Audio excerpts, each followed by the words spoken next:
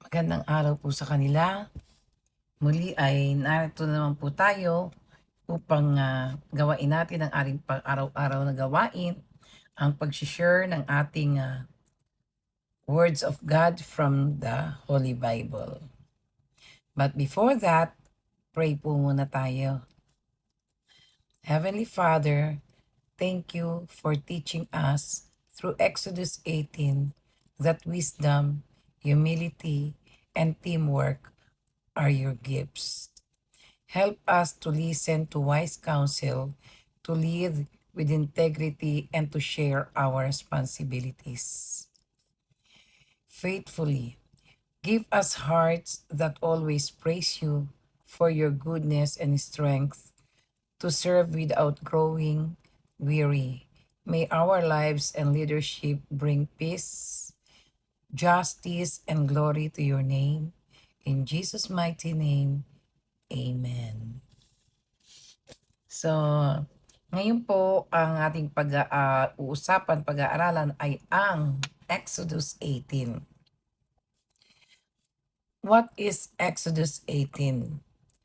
The main message of Exodus 18 is that God desires his people to work together with wisdom, humility, and good leadership. Through the visit of Jethro, Moses' father-in-law, God shows that even faithful leaders need wise counsel and should not carry every burden alone. This chapter also reminds us to recognize God's goodness and give Him glory for His blessings.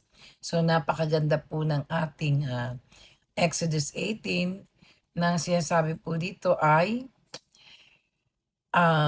that God is people work together with wisdom, humility, and good leadership. Kailangan po mayroon silang pagkakaisa, pagpapakumbaba.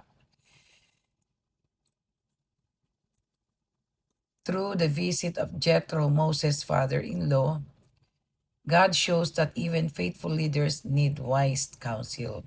Nangangailangan din po ng wise, matalinong counsel ang isang leader sa isang lugar. We should always give thanks for the goodness of God's. Jethro rejoiced when he heard how God delivered Israel from Egypt. We should always remember God's faithfulness and praise Him for His blessings. So, nalaman po ni Jethro kung paano ang ginawa ng Panginoon sa paglalabas sa Israelites from the Egyptian.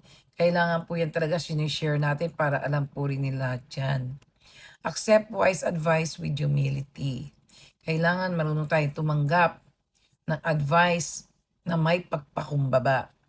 Moses listened to Jethro's counsel instead of insisting on his own way. A humble heart is willing to learn even from others. Mas maganda pa po yung maging mapagpakumbaba tayo kesa maging mapagmataas tayo.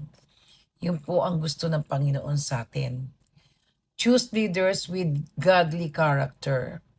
Jethro advised Moses to appoint capable, trustworthy, God-fearing, honest, and wise leaders. Character is more important than talent alone. Totoo po yun. Kailangan kung ang isang leader na iyong kukuhanin, kailangan po siya ay may takot sa Panginoon, honest, and wise leaders. Yan po yung basihan pagkuha po ng mga leaders para sa ating banal na gawain. Leadership is about serving others. Moses' role was to teach God's laws and guide the people toward Him, while others help care for their daily needs. Healthy leadership brings peace. When responsibilities are shared wisely, leaders avoid burnout and the people receive better care and justice. So, napakaganda po ng ating Exodus 18. Sana po may nakukuha kayo o may napupulot kayong banal na mensahe sa bawat araw na sinishare ko. Kung ano po nilalaman ng ating Holy Bible. We are now in Exodus 19. So, magpasalamat tayo sa ating Panginoon at ipagpapatuloy po natin itong Exodus 19.